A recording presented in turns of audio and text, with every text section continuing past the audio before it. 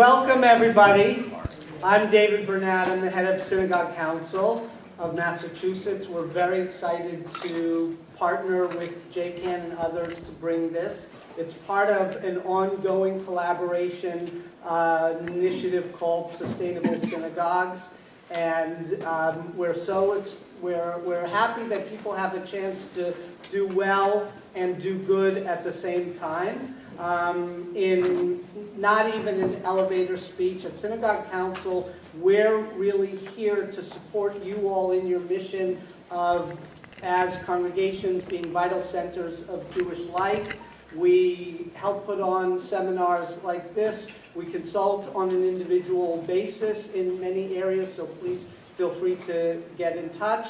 And I want to mention, upcoming on June 3rd, we have our program called Empowering Women's Leadership, and we're starting a granting and incubation initiative for women's mentorship and young leadership in synagogues. And next year also we're holding an Israel mission. Please stay in contact. And now you're going to hear from some experts and get some real value tonight. So again, welcome. I look forward to meeting you ongoing.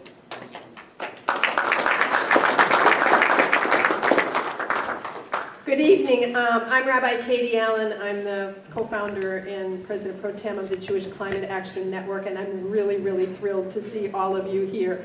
And I want to thank Temple Aliyah for hosting us and for hosting us underneath an amazing solar array and telling us all about that. I want to thank our partnership with the Synagogue Council and the Mass Interfaith Power and Light, who also partners with us to help make this happen. I especially want to thank Fred Davis and David Lowe, who have put in all the work to make this happen and are keeping us all to the clock.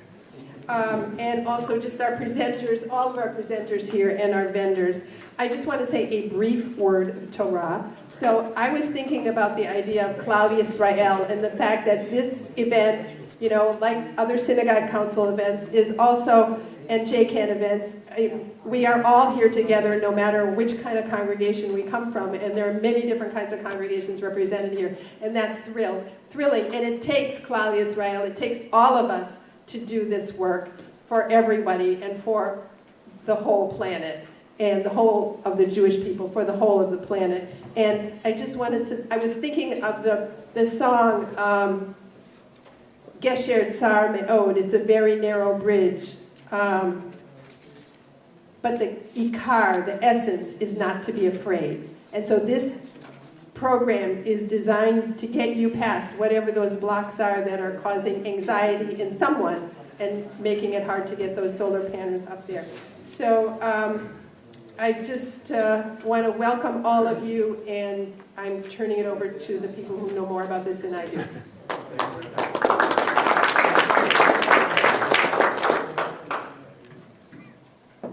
So I'm Fred Davis, Vice President Pro Tem of Jewish Climate Action Network. I say welcome also, and I thank all of the exhibitors who are here tonight very much, and I want to encourage everyone that when we're done with the speaking presentations for each of you to make sure, you know, you can check it off on your list.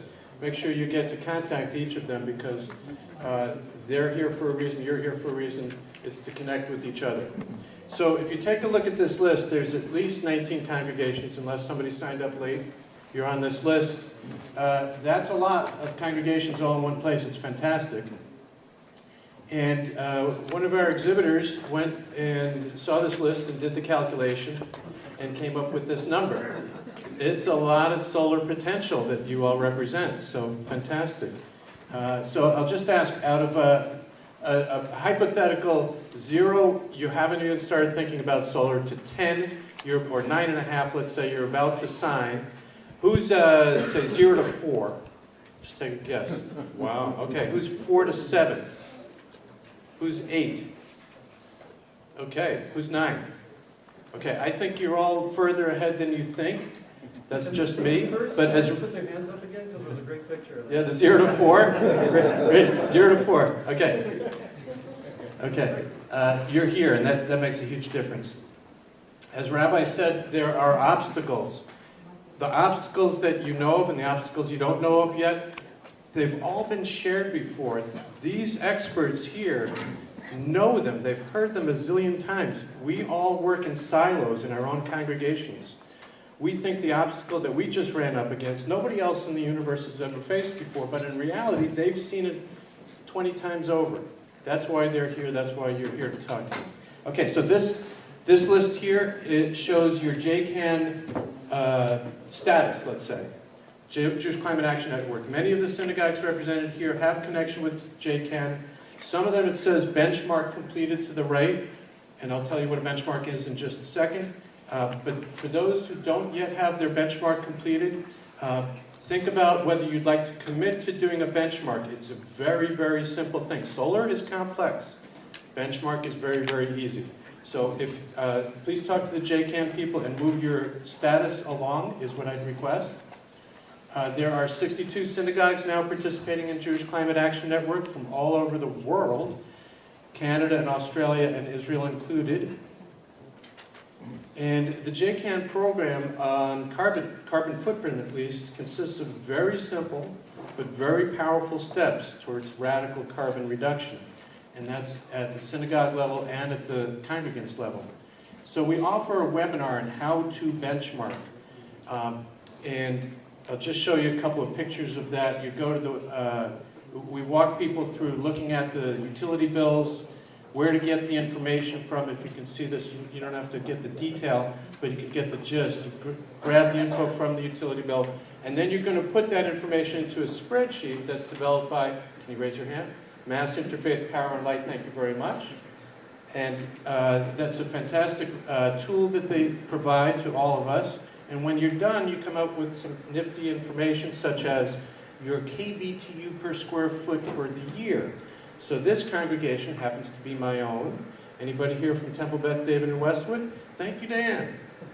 Shows 67.5. And what's important about that is that the average house of worship in the Northeast is 50. So how are we doing? Not so great. We're a little worse than average, right? But it also, the same benchmarking work gives you this output, get this view, which is pretty cool. It shows that at least for 3 years running, we've made good progress in decreasing our carbon footprint. This synagogue, also represented here, not my synagogue, shows even more consistent, over a longer period, consistent decline, and they have gotten to that magical average figure of 50. So congratulations to them. Yasher Kohen. So we also offer a webinar in setting climate goals. And you can go on our website and take the Climate Chutzpah Challenge. Anybody here checked it out yet? It takes like 5 minutes. And how many people here think they've got Climate Chutzpah? Come on. You're showing up for this event. You got chutzpah to show up to the event. Well, so that's the thing. None of us think we've got the moxie, but we do. Yes, we said yes, you do have it. Okay. So what's a climate goal? Is 80% by 2050. We've heard that before. It means cutting carbon use by 2050 by 80%. And it really doesn't take that much chutzpah because many have already done this. Statewide, the whole state of Massachusetts has already committed to that, which means that everybody in the state, on average, will have to achieve that. Are we on track to achieving this? We are, actually, which is pretty amazing. We're the most energy efficient state in the country. Does everybody know that? Okay. Thank you. All right, so if states and cities can do this, you can too. Be firm, be bold. It is not beyond you. So I request that you all check out your status with JCAN and try to move it ahead. We say Yasher Koach to all of you. Our speakers tonight on solar are great experts for you. We've got Haskell Whirling, who is the expert of experts, has donated his time to be here tonight. And Bob, Eric, and Fred are speaking about their respective 3 synagogues who have each gone solar. They each faced most of the same obstacles that you're facing or going to face. So that's the reason we put you all together. So I show this picture here. Anybody know what this picture is? Here. I don't actually know where it is. But what is it? It's a roof. The point here is that until yesterday approximately, that was, an overlooked, underthought about piece of our property. Today, it is very, very valuable. You may be facing solar and imagining that you've got all these obstacles to get from here to there, and you do, but that is valuable. How much value it'll be to you or another investor, that's what you're going to be struggling through, but it is valuable all of a sudden. Haskell, I'm going to introduce you by asking 3 questions. How many years ago was it that your company, Solar Design Associates, invented this crazy idea of putting photovoltaic panels on roofs? 1974. 1974, and you've been doing this since 1978.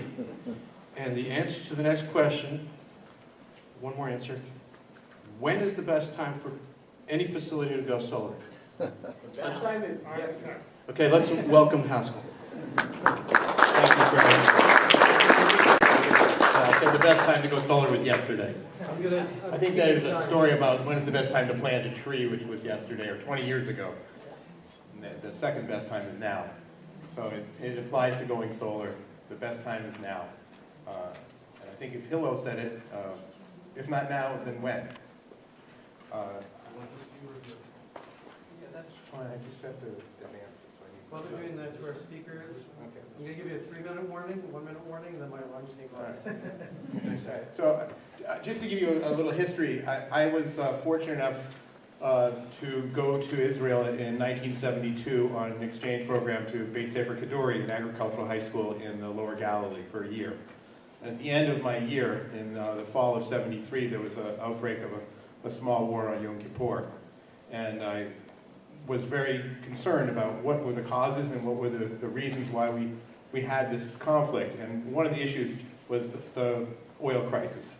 We had a shortage in '73, and again it happened in '79, and it was very apparent to me that if we could get into renewable energy and free ourselves from the constraints of the oil economy, we'd be better off as Jews, we'd be better off in Israel, we'd be better off in the United States from a national security perspective. And I don't think that has changed very much since then, but the issue of climate has come up in the meantime that has made it all that much more important. And I was also very fortunate to go to graduate school here in Cambridge and study with Daniel Yergin, who wrote Energy Future, who brought out the issue of energy conservation, which we call efficiency, and renewables as a way of mitigating these national security impacts. So I was, at a very young age, 22, 23, smitten by the sun. And I think there is a Ner Tamid, and it is 93 million miles away. It's a great fusion reactor, and it proves that fusion does work. Massachusetts, I'm proud to say, is the 6th largest solar capacity in the nation right now. For a pretty small and cloudy state, that's an amazing fact. There are many sunnier states like Florida that have nothing even near the number of installations that we have here. And the reason we have such a great solar footprint in Massachusetts is policy. The policy that we got from the Patrick administration was a commitment to putting in 1,600 megawatts of solar, which we achieved 6 years early. And so once we got to the 1,600 megawatts, it was apparent we needed to have another incentive program beyond the SRECs, or Solar Renewable Energy Certificate Program, that would allow us to expand to 3,200 megawatts. And so the Baker administration was tasked with coming up with a new program in the energy legislation of 2016. And that program is called SMART, or the Solar Massachusetts Renewable Target Program. So I'm going to give you a brief overview of what is coming to an incentive program near you very soon to replace the SREC program, which is practically exhausted at this point. And I say practically because there are still a few months left, and I noticed that none of the shoals here are from a municipal light department town. There are about 41, Belmont is here. Belmont's the only one. About 41 municipal light departments that will not be participating in the SMART program because it is an investor-owned utility program only. So you've got probably till sometime midsummer when the SMART program starts to get your project completed. So it have to be a Tisha B'Av miracle. So no further ado, there's a couple of commonly used terms that will help you understand the SMART program. Many of you understand kilowatts, kilowatt hours. A standalone system, you may have seen a field of solar panels that's just feeding energy into the grid. And then a behind-the-meter system is something you would put on the roof of the shoal that would feed the load internally before it would export any energy. And that's a critical factor to understand SMART. It's either a standalone field or it's a behind-the-meter installation. Most of your situations will be behind the meter. Net metering, which I have to say, my firm, Solar Design Associates, was the first firm to do a net meter installation in Quincy in 1980. And it was only because nobody said you couldn't do it. We just interconnected to Boston Edison and nothing happened. And it became a program. Net metering credits is a way of monetizing or compensating you for the energy that you generate. You're just like a little power plant. And the retail rate of electricity, which currently for most homeowners is around 20 cents, is what we are now getting net metered compensation. In the SMART program, the compensation is cut considerably down to approximately 60% of that. So we'll get into this in a little more depth. The SMART program is in the last phases at the Department of Public Utilities before it becomes adopted as a tariff by the major utilities, National Grid and Eversource. We should be getting the program sometime, they say mid-summer. Some people here would put a betting pool out for September 1st, and other people might say mid-July. We don't really know yet. But we need to get prepared. And one of the things I want to emphasize, if there's nothing else to take away, is that being prepared for the beginning of SMART can start tonight. You need to get your applications for interconnection done. You need to start working on permits even before the program is launched. There's a lot of people very interested in this program, and because it's what's called a declining block program, each block of 200 megawatts declines in value by 4%. So this is 1,600 or 8 blocks of 200 megawatts. And in the first day of operation, you'll probably see, at least in National Grid, the first block and maybe the second block gone before noon. And we've seen this, I know John remembers when we had the Commonwealth Solar Rebate Program, when you had to actually call up on your phone, you had to hit send, within a half an hour, the entire rebate, the first block was gone. So it's important to be able to have the paperwork done in advance of July, if you can, so that you can be on an earlier block. Each block declines, like I say, by 4%. So if you're in block 4, that is 16% lower value. So it's important to get going sooner. The SMART program incorporates net metering in the areas where there is net metering, which is in National Grid, where there is no net metering. Let me say that a different way. Where there is net metering available, there is a cap on net metering. So in Eversource, which many of the shoals here are from Eversource, you can get net metering credits. But if you're in National Grid territory, there is a cap that has been met, and you'll get something else called an alternative on-bill credit, which has yet to be completely defined. So we're assuming it's going to be close to the default service rate, roughly 10 or 11 cent compensation. It's really important to be able to do the math and figure out what your compensation is. It's going to be a 20-year contract that you'll enter into with utilities, so that you will get paid the same amount every year. It's a very predictable income stream, and that is a benefit that is much better than what we had before, where it was a variable market-based solution. Okay, so I have to go through this a little quicker. There's going to be a base rate, which has already been established through an auction, and in National Grid, it is 55 cents, and in it's 15.5 cents, and in Eversource, it's 17 cents. But if you're doing a small system under 250 kilowatts, you get 150% of that. So you're getting 8.5 cents on 17, you're getting about 25 cents per kilowatt every year. If you do it on the roof mount of the building, which is where you most likely will do it, you'll get another 2 cents. So you'll get 27 cents. So you can build up these adders, but each of the adders has a limit of 320 megawatts in what they call a tranche. So the sooner the better. If you add a battery, you can get anywhere from 2 to 7 cents. And that could be a resilience thing. It could actually help you get through a storm. You could also be able to store the solar from the daytime into the evening. So batteries are something to be very aware of. They're coming down in price like solar did. you'll see battery prices dropping 20 to 30% over the next couple of years. So it's a very good idea to look at the batteries. Get through the next one. These are just the capacities in the block. Each block, you can see the values going down. You can add a battery later, right? You can add the battery later, and you can take the tax credit if you're going to be taking a tax credit. And that's something you want to discuss with each of the vendors here is, what is the best way to finance it? Smart is agnostic in terms of financing. Some people will find it's easier to have direct ownership and buy it outright. Others will find it's better to put up no money out of pocket and have a power purchase agreement or a PPA where a third party owns it, takes the tax credits, and gives you a discount on your electricity. You need to look at the different models and decide what's best for your congregation. There's no simple answer. Okay. Enough on that. This is, again, the size in each block, and then as the size increases, the percentage goes back to 100%.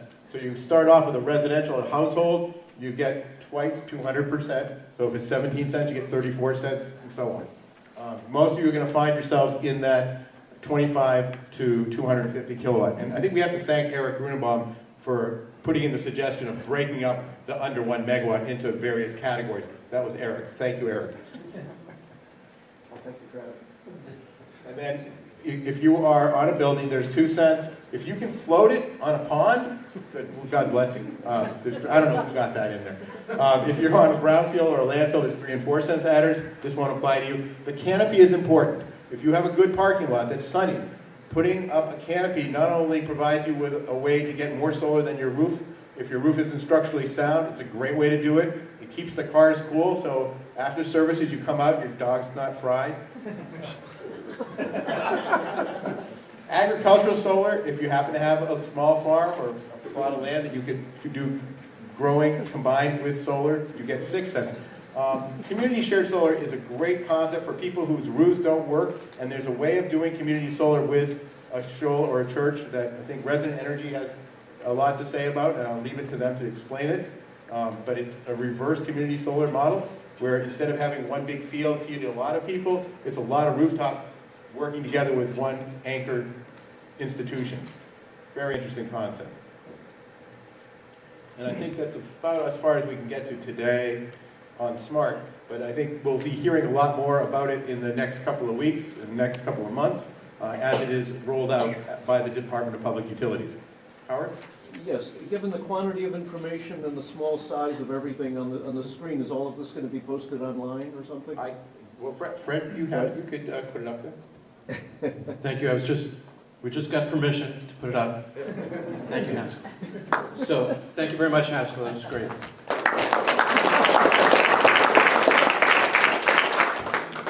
So Bob is up next. So I just want to say that each of our speakers will be around after the main speaker part of the program is over, and you can ask them individual questions. And all the questions that you might think of are, as I said before, are answerable by our vendors here. And Bob, I'm going to put your slides up as you start speaking. Does this go in there? As a whole. Okay. Hi, I'm Bob Zacher, and I was the chair of the Temple Isaiah Solar Committee. And my co-chair, Jeff Freiberg, is here, so raise your hand, Jeff. Okay. So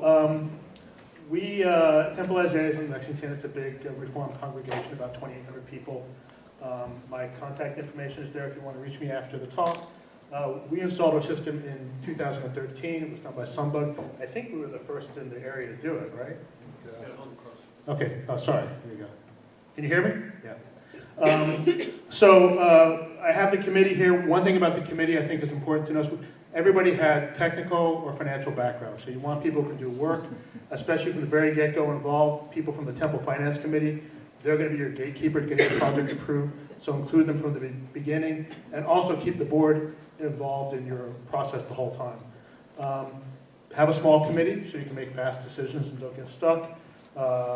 We had our first meeting on January 2013, 11 months later, we were installing the system on the roof. It was commissioned. So it doesn't have to be a long process. Everybody knows this. This is the polar ice cap in 1984. That's in 2012. I'm sure it's worse by now. So, you may have to sell. There'll be some people in your temple who maybe don't believe in global warming, so you might have to sell them a bit. The system we put on our temple was a 42 kilowatt system, which is pretty decent size. That eliminates 25 tons of carbon a year. A Toyota Camry is like 1.5 tons. So you're thinking like it's 17 or 18 of solid carbon Toyota Camrys that didn't go into the sky. I like to envision that. And that's a lot over 30 years. Think of all those Toyota Camrys of carbon that are not in the sky. The carbon dioxide lasts for 30 to 95 years. So it's really important not to put it up there. We've already talked about incentives. At the time we did it, solar was a lot cheaper than conventional electricity. It still is. The main point you want to sell your temple board is it's not going to cost them any money. If it doesn't cost them any money, they're all going to be in favor of it. Right? You may not make a lot of money, but as long as it doesn't cost anything, it's good. Our system provided 40% of the temple's electricity, and at the time it was 30% cheaper than N-Star. Here are the numbers that we had. Again, this is a couple years ago, so as you just heard, this changed. But at the time, the N-Star rate was 15.5 cents per kilowatt. The Sunbug rate was 11 cents per kilowatt, so we're saving 4.5 cents per kilowatt. Over the course of a year, it's not a huge amount of money. It was like $2,800.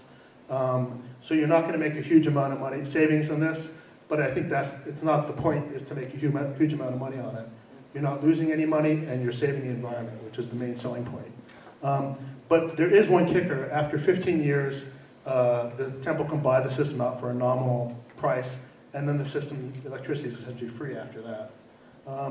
So we did a PPA, which is easy to sell to the board because there's no capital investment on your part. It's just a lease model where the solar company provides all the funding, and you just pay a constant rate for electricity.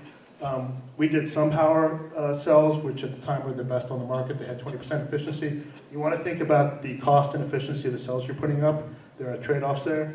Those panels are guaranteed for 25 years, so you can get really good long-term warranties on these panels, so you don't have to worry about them. And panels tend not to break that much. The vendor paid for the whole installation process. We only pay for electricity generated. After 15 years, we can buy it for a small nominal fee. And the vendor does all the maintenance. So it's really like, they install it, they take care of it. You don't have to worry about it. You check up on it once in a while to make sure it's still making electricity. And our rate, at the time, it was 11 cents for 5 years, and then it increased by 2.5% for the last 10 years of the contract. So, that'll depend on the vendor. This is what our system looked like. We didn't do this system, but we did 42.5 kilowatts on the main roof of the temple. It's important that you have a good south-facing roof. So there's some design considerations. You want a large roof, good angle. If you have a roof that needs to be replaced, you want to replace it before you put the solar cells on. Roofs are good for like 20, 25 years often. And then aesthetics. One other thing, you want to think about snow guards, right? If you have a roof that's over a walkway, you don't want the snow sliding off onto the 80-year-old congregant who's then going to complain to the rabbi, right? So you can get snow guards that prevent the snow from coming off. And I think we did alpine snow guards. And your vendor can help you with that. This is a horrible picture, I apologize, but along with your solar cells, you have these inverters, which are the big boxes that turn it into from DC to AC electricity. And these are on the back of the temple. They're pretty big. They're man-sized. There are 4 or 5 of them on the back of the temple. They can be either inside or outside. These are actually pretty attractive. They don't look so from the pictures, but they're nice silver-looking things. They're nice looking and modern, so it's not ugly. And you can put them wherever you want. This is before and after pictures. You can hardly tell the difference. This is before, and this is after. All you can see is like the grid marks on the cells. We got black cells, which I think is aesthetically nice, but they have different colors. You can get whatever you like. Yeah, and you can't really see it, but the snow guards, we have snow guards all along here on the bottom row to prevent the snow from sliding off. And then almost all the vendors will provide you online monitoring, so you can see what you've produced on a daily, weekly, yearly basis. I just had it on the yearly chart. So our system generated 54,000 kilowatts of electricity, which is a lot when you think about it. And over the course of the life of the system, it was 220,000 kilowatt hours of electricity, which is, I think it's something like 850 pounds of carbon per kilowatt of electricity, right? That's what you don't put in the atmosphere if you make solar. So think of that. It's I don't know, 170 Toyota Camrys that haven't gone into the air, right? It's a lot of carbon you're not putting into space. Yeah, I think that's it. And so my summary is, you can save the world and save a little bit of money for the temple. At least you can show them you're not going to cost them any money. If you get the board involved and you tell them you're not going to cost them any money, they're probably going to go for it. If you get a good committee of the right people, it's going to be easy. The PPA is a low risk, low hassle way to go. What we did was we made a short list of 5 to 6 vendors, and then we got competitive bids from them. There's a big variance in the kind of deals you get and the rates they charge you. So just do a competitive, systematic bidding process. It's not hard. I mean, really, this was Jeff was here, it was a pretty easy process for us. Just be systematic and organized, and you can be done in a year or less. One hint is there's a thing called Solarize Mass, which is trying to get communities in Massachusetts to solarize. They have a list of vendors that communities have chosen, so you can look at them for a short list or get some ideas. And I think that's it.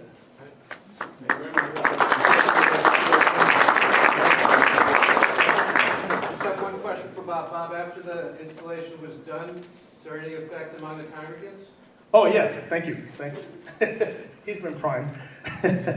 So after we did the installation, then, of course, a lot of congregants become interested in solar. And we had another 6 residential systems put in as a direct result of our congregation system, right? So it's not just the system that you put in, but it's like a multiplier. It almost doubled the total capacity, so. That's okay. Yeah, thanks for that.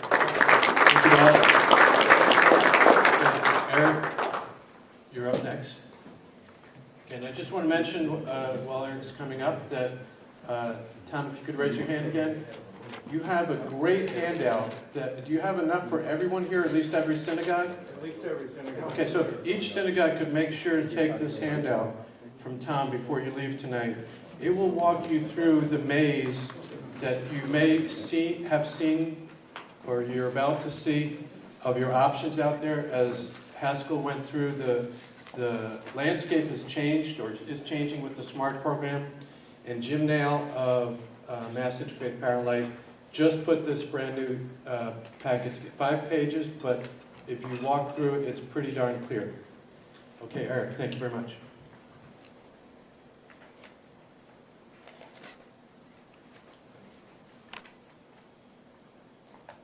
In case you're wondering, that picture that you showed earlier about the overhead, you can see that once it's changed into being the solar farm.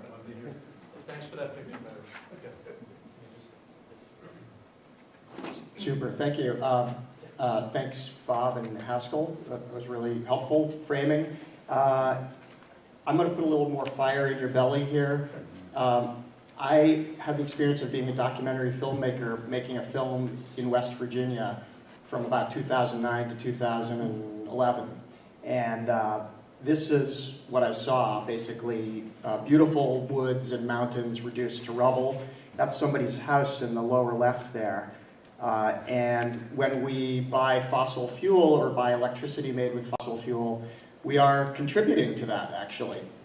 Whether it's hydrofracking in Pennsylvania, or we're mostly off coal in Massachusetts, maybe completely, but we have a nuclear power plant in Plymouth. We get a lot of natural gas. We get large hydro facilities in Quebec. And so we are part of that economy. And so for me, when I finished that film, I started thinking about how could I do something about that. And it wasn't just the carbon. I saw a lot of health impacts down there too, and these were much more immediate. So the alternative is this. It's people who have jobs. They work. They live in your communities. They spend money here. They put solar projects on our roofs. It's local, it's helping the local economy, it's building stuff. It's laborers, it's electricians, it's managers, it's salespeople, it's all those folks who contribute to our local economies. And that's something I wanted to help with. Not only that, but the power plants up here are spewing out bad stuff which causes asthma, pulmonary diseases, all sorts of nasty stuff, and we really, we have the technologies to replace that now. So after finishing the film in 2011 about coal, and it actually there was a community at the heart of coal country that wanted to put a wind farm on the same mountain rather than shredding it to get the coal out. It really made those choices very stark for me. And sort of simultaneous with that, my kids decided they wanted a bar and bat mitzvah, and so we joined a little temple in Cambridgeport on Magazine Street. And I started looking, well, first of all, I decided I didn't want to make films anymore. I actually wanted to help solve the problem. And I got out of the film business at that point, although I still love the educational part of filmmaking and enjoy doing things like this, which in a way is connected to that. My kids, so this was 2012, and I joined this little temple and noticed that there was a beautiful south-facing roof, the one you see right there. And so I started thinking, wait, maybe I can use this to learn about how solar works, and did. But I discovered that first we had a lot of efficiency work to do. The two old houses that make up the temple, they're basically residential houses that were converted 30 years ago. And they were uninsulated. It kind of blew my mind that houses could stand for 200 years collectively without any insulation. So we first did that using the Mass Save program. It cost about $13,000. It took me, it's not a well-funded organization, so it took me about a year and a half to raise the $4,000 or $5,000 that was our contribution. We lucked into a grant for replacing our windows. We did what was called an energy efficiency barn raising, sealing holes everywhere. We got some help from a little nonprofit in Cambridge called Home Energy Efficiency Team. And then we embarked on a process of raising money to renovate the sanctuary and raise our roof. Literally, you'll see a picture maybe in a bit of a clear story window. And so I sort of had to put it on hold. So here we are 6 years later, and finally, I think about a year ago, I said, okay, we're done with all that stuff. Let's get to the solar project. I found a donor to contribute to replacing a roof, that roof right there. So I tell people who have old roofs, it's not necessarily the end of the world. Maybe you can find some folks to contribute to that. There's also one PPA provider I know that will consider replacing roofs and incorporating it into the overall project and still have it be no cost or some small positive economic benefit to the organization. The first thing, now I'm backtracking a little bit, but the first thing I thought of, since I was learning this industry, and now it had been a few years, I thought, let's do it ourselves. We can find 4 investors in the community who can put up the money, and they have the ability to use the tax benefits. So I made these complicated spreadsheets. Can everybody read that? Exactly. After doing this for a little while, I realized, you know what? I don't really want to be doing this in 15 years and reporting, filing LLC documents, every year for the next 15 or 20 years. So that's when I decided, look, there's a better way to do this, and I'm just going to do it that way. And that is with the power purchase agreement. You've heard PPA spoken a few times. Nonprofits, houses of worship cannot use the tax benefits, which can add up to about half of the cost, really, in savings. So you really don't want to lose that. PPA providers, investors are set up to do that. They also have the expertise to do projects like this, and they are responsible for them. They own them, so they care about doing a good job. They have the benefit of bulk purchasing power. They talk to solar companies all the time. They can get better prices than you probably could on your own. There are a couple different kinds of PPAs. The standard one is a discounted price of electricity. I think that's what you saw with Bob's presentation. We decided to do something a little bit different, which is with Resident Energy over here, Isaac, and with John's company, Sunwealth, in the back there, which, because we're kind of a small roof, it's really a 10 kW system.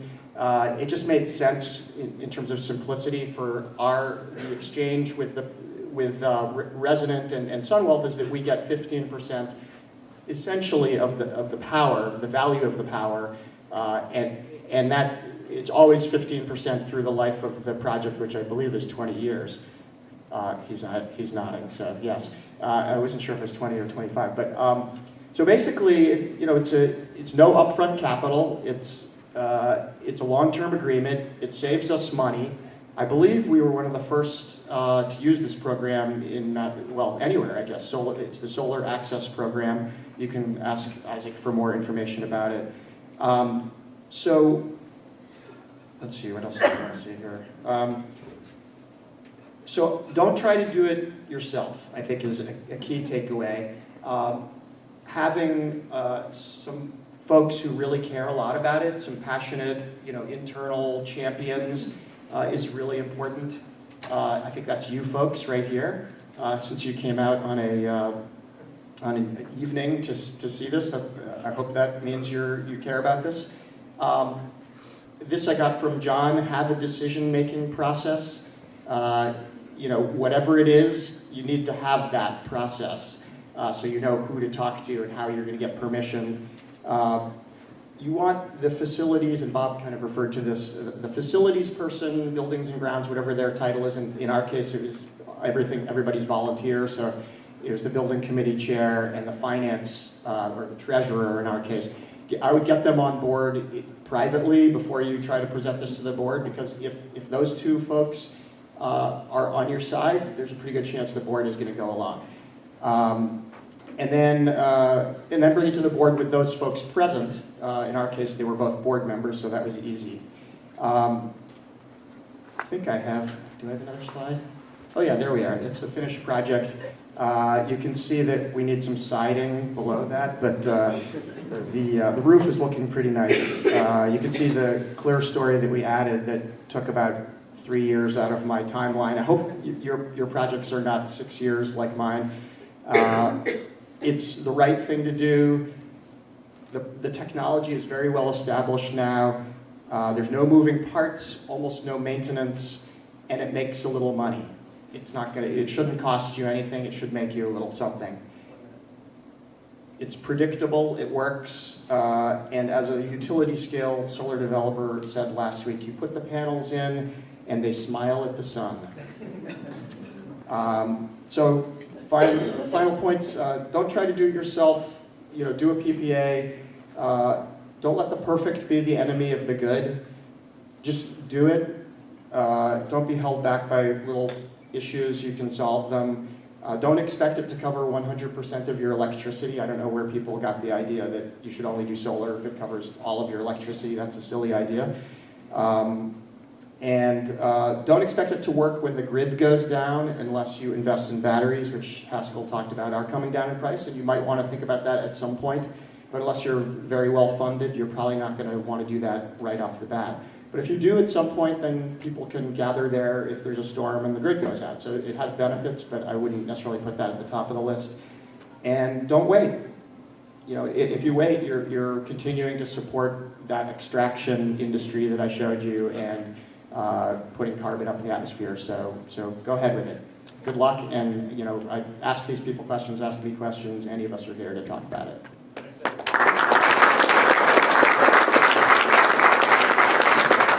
Very much, Eric. And just want to point out in your packets, you've got a handout that's two-sided on the back or front. It's the list of solar synagogues that we're aware of, including, excuse me, the 3 from our speakers today. And you'll see that they vary in size and when they went up and percent, as Eric said, and percent of electricity equivalent. So, and that brings up our next and last final speaker, our host for the night, Fred Borgenet.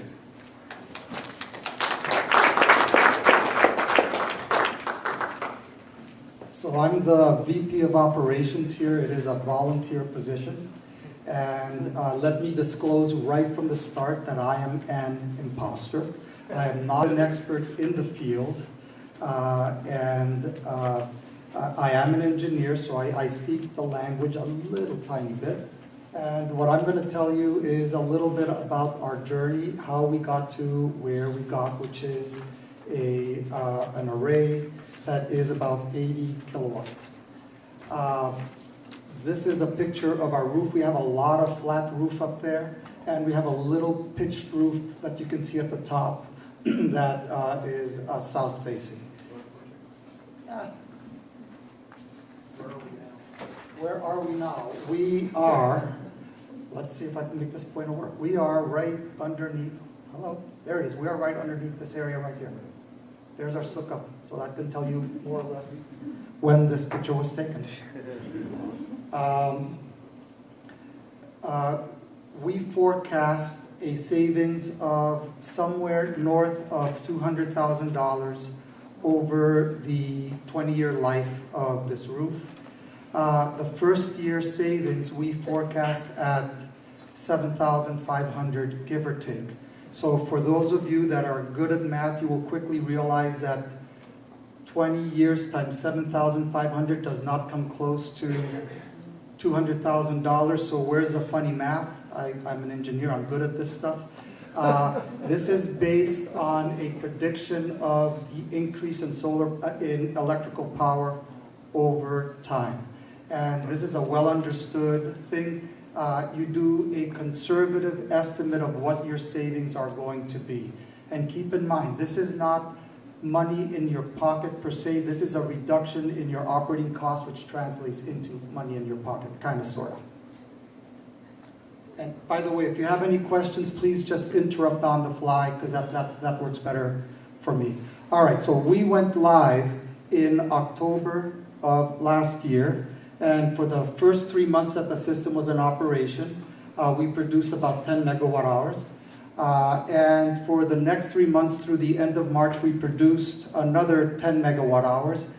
And you can see on the bottom there, that was the month of of April. It's a very exciting month for us.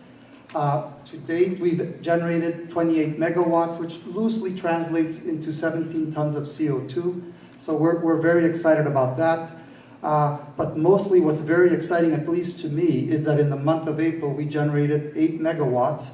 And hello, spring and summer. So we're very excited for the next 6 months, which are the peak of production.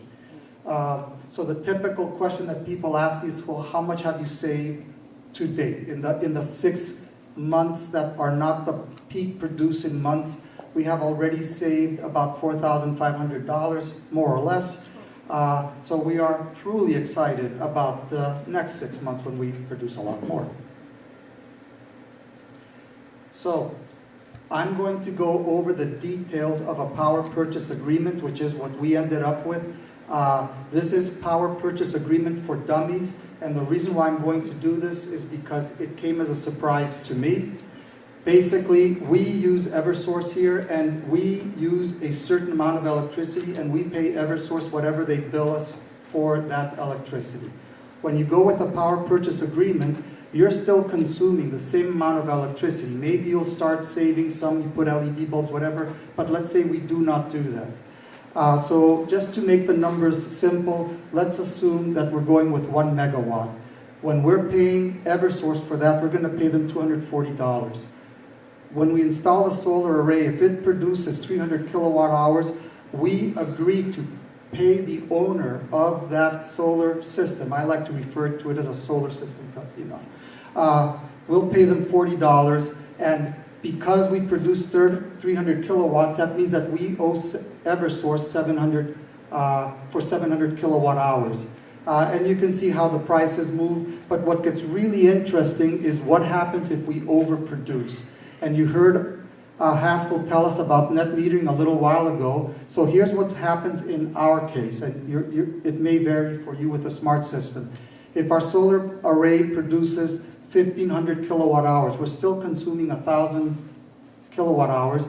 There's 500 extra kilowatts that went somewhere. We have to pay for all 1,500, okay, which is why we're paying $195. That's what the solar panel array produced. However, okay, we are getting a credit from Eversource for that extra 500 kilowatt hours, and we don't get a check from Eversource. What happens, and this is where the net metering kicks in, the meter runs backwards. So we can now, at night, when we start using electricity from Eversource, the meter will start running forward, and we will consume that credit. And then the next obvious question is, well, what happens if you keep on building up that credit? What do you do with that credit?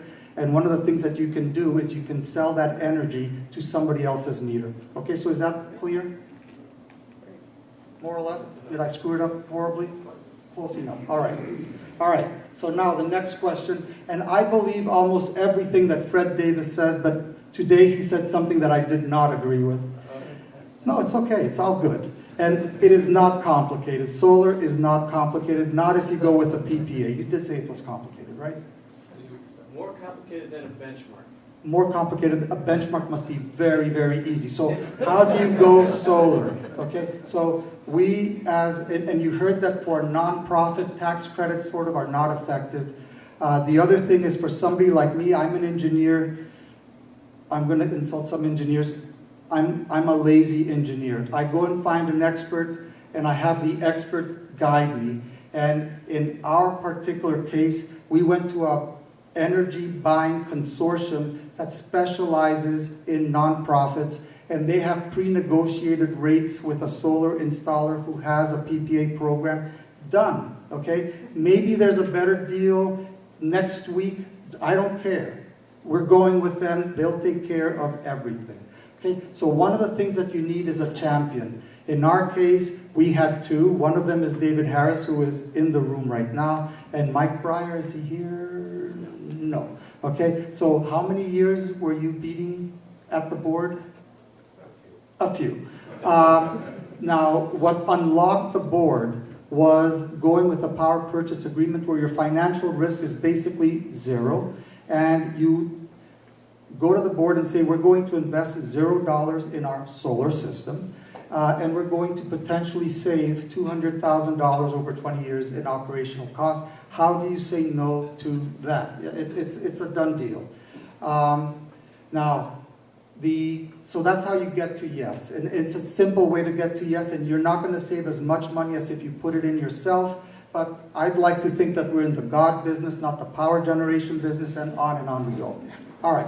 So our project was complicated in that as we were doing our due diligence to find out if the facility could take the solar panels, we discovered that our flat roof was expired by like 5 years, and we should have known by all the leaks, but you know, we're a bunch of volunteers, and we needed to fix the flat roof prior to installing the solar panels. And I don't know if you remember, our spring and summer of last year, it was unusually wet, and that means that they could not do the roof, so we were delayed and delayed and delayed, but we got there. And eventually, you know, we were able to proceed with the installation of the solar system. Now, one of the benefits of going with an expert is they own the system, they know how to do it, they'll stage all their materials, and they will install it. The one thing that I do advise that you do is, as a house of worship, there are things that happen which are out of our control, where we need the facility and we cannot have people stomping on the roof. So for example, if there is a funeral that has to be held in the facility, sorry, but the solar installer is going to have to take that day off, and that happens. So it's best to pre-negotiate these things, or at least talk about them with your installer, and they're usually very, very friendly.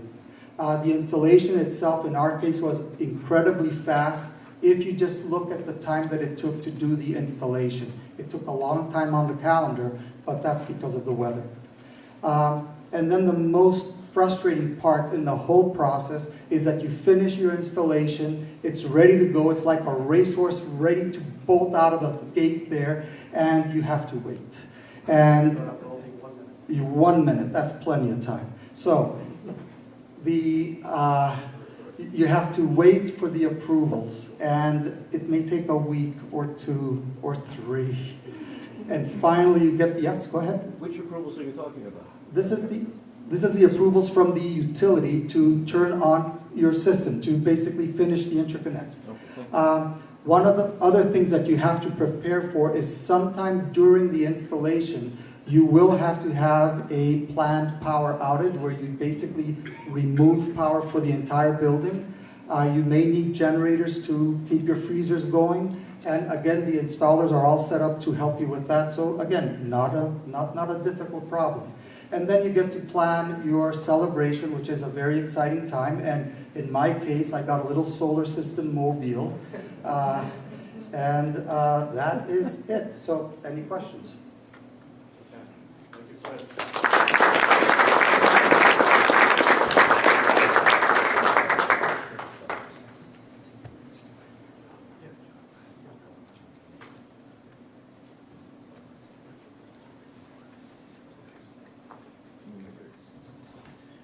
So yeah, the complexity versus simplicity. I just wanted to make a comment, and I doubt this is a final comment, but I'll try. I hope you've heard from the commonality amongst the three, and if you look at that list that I pointed out, how many on this decision point of ownership versus PPA. Ownership, we're going to own the panels, we're going to own the system, or somebody else is going to own it. That's the PPA. If you look down that list, everybody went PPA. You notice that? So that's an important lesson. Each of our speakers emphasized that was the way to go. Now, in one case, it took 11 months. In another case, I believe it took 6 years. And Fred, well, you weren't on board at the beginning of that process, I think. We were not looking at a PPA at the beginning. Exactly. So my point is that, has anybody else faced this question of ownership versus PPA? Just raise your hand, you're not committing to anything. Yeah? The rest of you, any idea what I'm talking about? That you know what I'm talking about? Nodding? Okay, nodding of heads is good enough. Yes. So my suggestion at this point, I'll repeat what I said before. Pick up the handout from Mass Interfaith Power and Light. Very helpful. It's with the new smart landscape in mind. And Jim Nail walks us through this field, this landscape.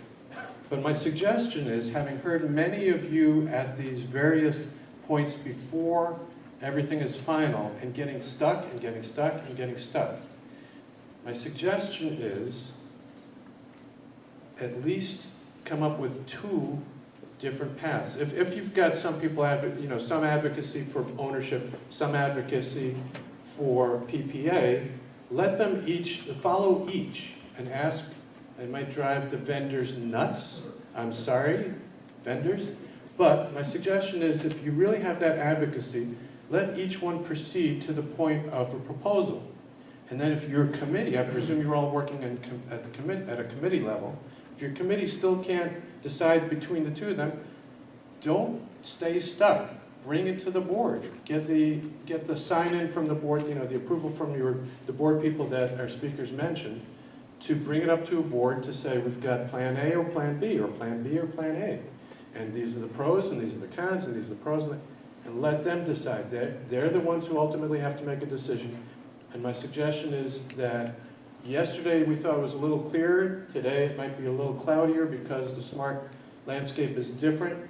So if you have this situation, try to not get stuck on it. That's my bottom line for that. So with that, I'm going to turn it over to David, who's then going to turn it over to David. Okay, thank you. So just very quickly, I want to acknowledge the people who are behind the scenes.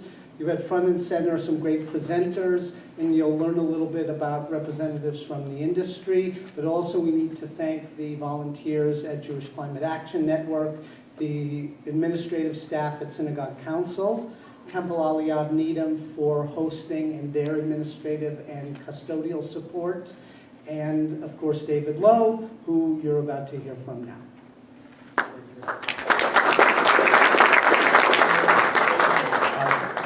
any credit that flows to me really flows to Fred, because he was the impetus behind doing this. Teamwork. Yes, we collaborated last year on an event that I think was too long and was on a Sunday, a sunny Sunday in May. I think we hit the right formula today, so maybe this will happen again, but we don't know when. It's a real pleasure, because Fred and I went to high school together, and I think you know that, in like another state, so it's really cool to reconnect. So my quick job is to thank everybody, but my real job is to introduce the vendors who have come today to help us understand the real nuts and bolts of getting this done. I don't know that I want to turn off the opportunity for questions, but we don't want to take the whole room's time. So I think people can come up, talk to the vendors, come up and talk to the speakers, and hopefully everybody's needs will be met, and exchange contacts if you need to carry it further, which you probably do. And you'll all also get a follow-up email from us with all of the information and websites and contact. Excellent. So I'd just like to run down the room of vendors. We have Isaac Baker here from Resonant. You've already, he's been pointed to once or twice. We have Tom Nutt Powell from, not really a vendor, but a partner organization, which is Massachusetts Interfaith Power and Light. They do, on an even broader scale, what JCAN is trying to do here. We felt the need to elevate the Jewish response, and they offer a lot of wealth and history and insight. We have Walter Gray from Power Options. I think Fred, our last speaker, alluded to what they do, but didn't mention them by name. Correct me if I'm wrong, Power Options is sort of a power broker, nonprofit, that helps other nonprofits find power, clean power mostly, that is affordable and alternative to Eversource and National Grid. And then John Abe is with Steve. And yeah, I knew I was going to stumble on your last name because I know you more recently, and I have it here. Steve Claremont, sorry. I wrote down for reason. Steve Claremont is with Select Solar, so another solar installer.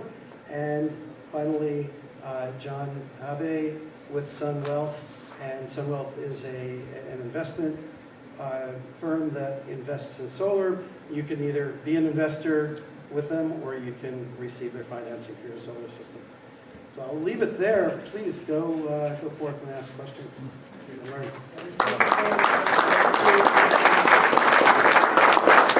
And of course, there's Rabbi Katie and Fred, myself from JCAN, and of course David from Synagogue Council of Massachusetts. Thanks, everyone.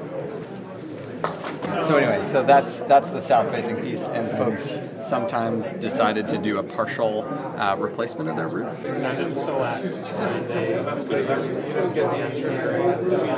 It's pretty nice. I love it. It looks great. There's actually one in the Walden. That was closely calculated.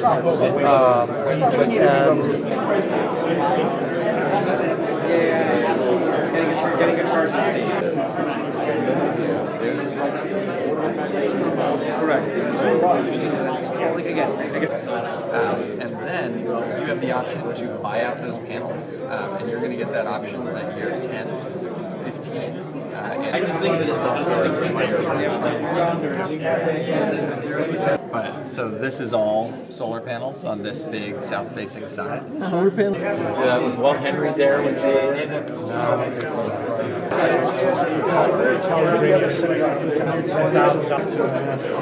Well, we can contact you if you want to invest. That's the toughest spot for solar. I had no reason.